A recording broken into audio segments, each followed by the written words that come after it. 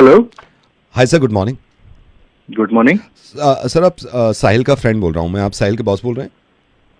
हाँ जी, बताइए। सर साहिल आज ऑफिस नहीं आ पाएगा।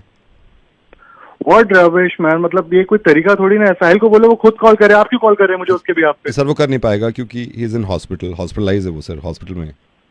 ओ कम ऑन, बहुत सारे बहाने देख लिए हैं। मैंने कल उसे देखा एक लड़की के साथ डांस करते हुए। क्या देखा है सर आपने?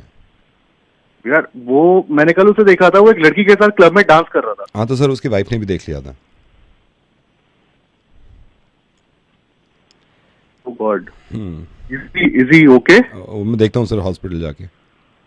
नहीं, you take your time, no issues, just drop me a message. I'll- जैसे ही I वो will. ठीक हो वो तब ज्वाइन कर ले।